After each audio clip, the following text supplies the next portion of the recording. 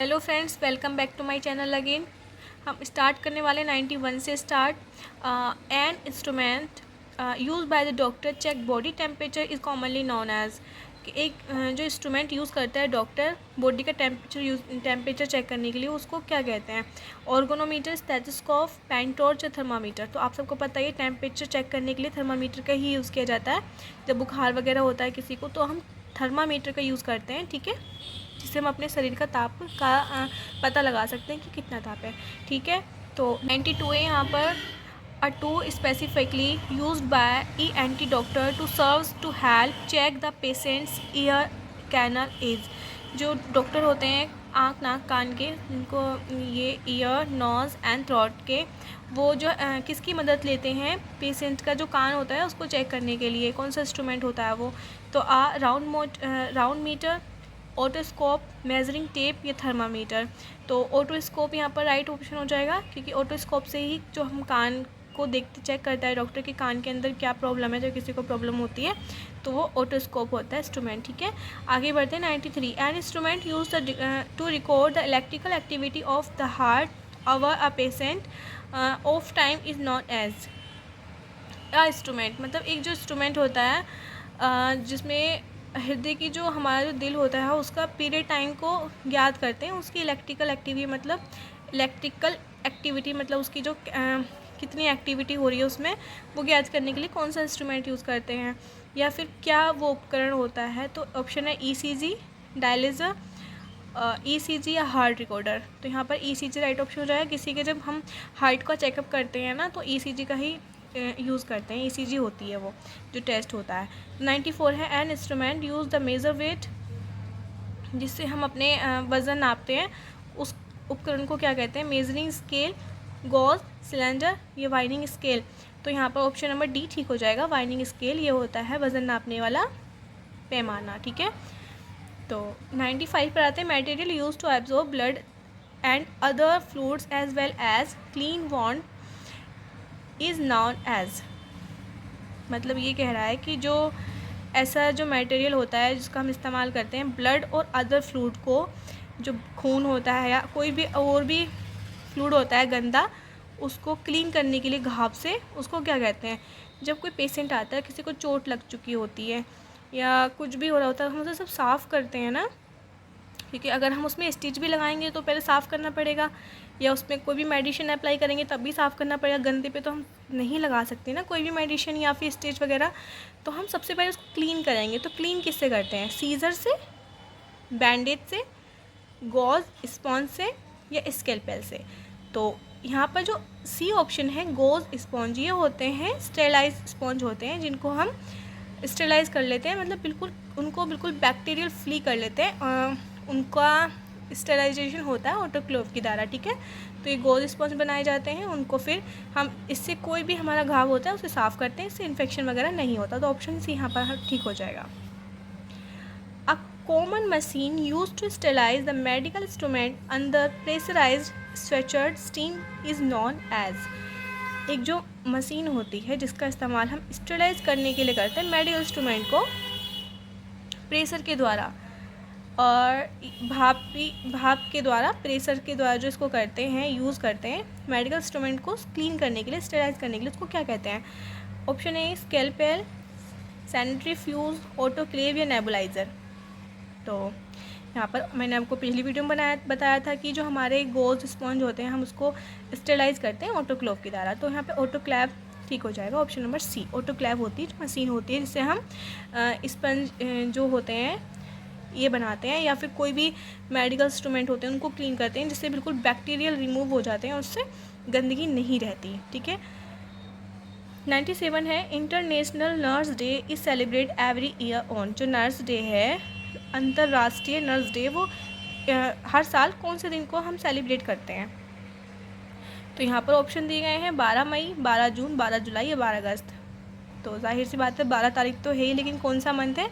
मई का महीना है, ठीक है। तो यहाँ पर मई हो जाएगा, राइट ऑप्शन ए ठीक हो जाएगा। Which of the following is not a attribute of a good nurse. मतलब निम्नलिखित में से कौन सी ऐसी क्वालिटी है जो एक नर्स को अच्छा नहीं बनाती, मतलब नहीं होनी चाहिए उसमें? ऑप्शन है यहाँ पर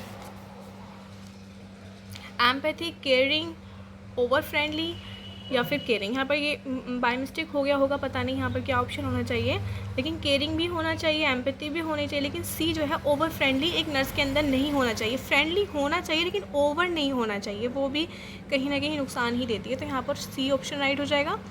आते हैं अगला, for X-ray examination a patient must go to.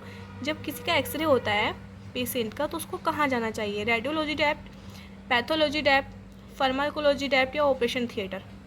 तो पैथोलॉजी में जो ब्लड टेस्ट होता है, ऑपरेशन थिएटर में सीजर वगैरह होते हैं, तो यहाँ पर ऑप्शन नंबर ए ठीक हो जाएगा, रेडियोलॉजी डेप्थ, जहाँ पर अल्ट्रासाउंड वगैरह भी होता है ना, एक्सरे भी होते हैं। ठीक है, 100 है यहाँ पर। For routine blood test examination a patient must go to. जब किसी के पेशेंट का ब्लड टेस्ट होता है, अगर हम किसी का ब्लड टेस्ट करते हैं तो हम पेशेंट को कहाँ भेजेंगे? पेशेंट कहाँ, उसको कहाँ जाना चाहिए? ऑप्शन है रेडियोलॉजी डेप्थ, पैथोलॉजी डेप्थ या कार्डियोवैक्टर या वेंटिलेटर।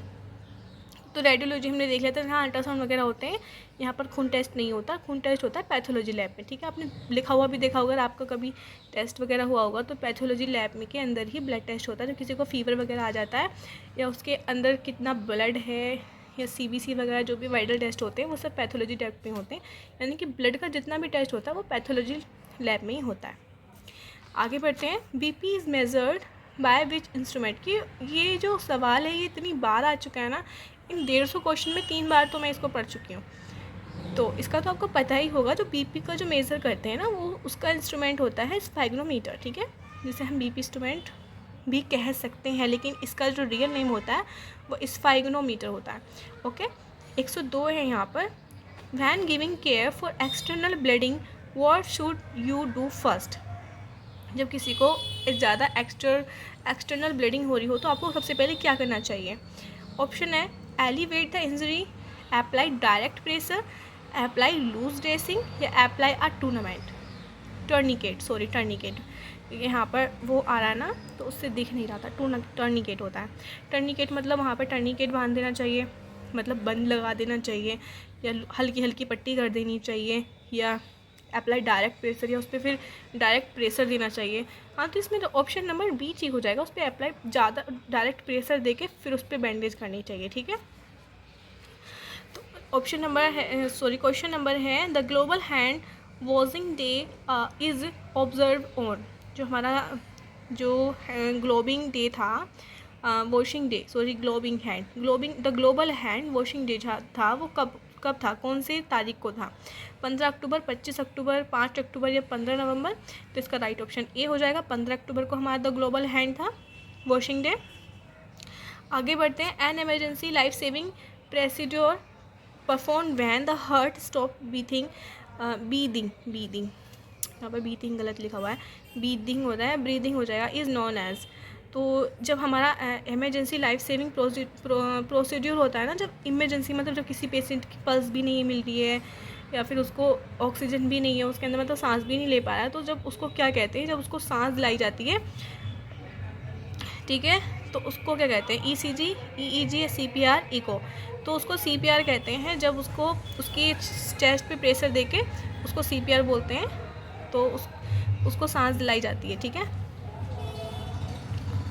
तो 105 है यहाँ पर, when medical condition we developed from serve blood less. मतलब मेडिकल कंडीशन में अगर किसी का ब्लड ज़्यादा लूज़ हो गया है, मतलब उसके पास ज़्यादा, मतलब उसके अंदर ज़्यादा ब्लड नहीं बचा है, तो उसको क्या कहते हैं? शॉक, एनाफिलैक्सिस, हाइपोग्लाइसीमिया या हाइपोथैलेमिया। तो यहाँ पर ऑप्शन नंबर बी ठीक हो जाएगा, हाइपोग्लाइसीमिया। मतलब उस पेशेंट को हाइपोग्लाइसीमिया हो गया है जिसके अंदर ब्लड बहुत ही कम है, जो अपना ब्लड लॉस कर चुका है। ठीक है, आगे बढ़ते हैं। 106 है, how many comparison and breath should you do for each cycle of CPR। CPR होती है हमारी, वो कितनी बार दी जाती है, मतलब उसका क्या प्रोसेस होता है। तो इसका जो अनुपात होता है ना, वो मैं यहाँ लिख के दिखा रही हूँ आपको, ये 30:2 ये होता है इसका अनुपात। तो जहाँ भी आपको पहले 30 दिखा होगा फिर 2, तो वो आपका करेक्ट हो जाएगा, मतलब 2 बार उसको ब्रीथ दिलाएंगे और 30 बार उसको कंपेरिजन देंगे। ठीक है, तो सी यहाँ पर राइट ऑप्शन ठीक हो जाएगा। आगे बढ़ते हैं, what do you have to do when a passenger has no breathing.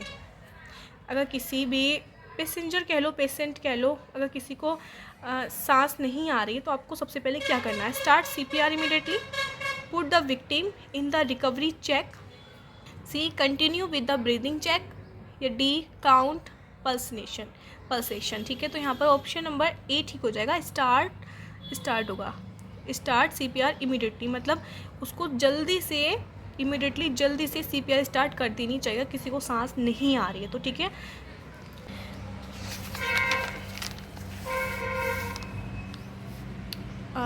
Option है, क्वेश्चन है 110, which authority sets the standard for hospital in India.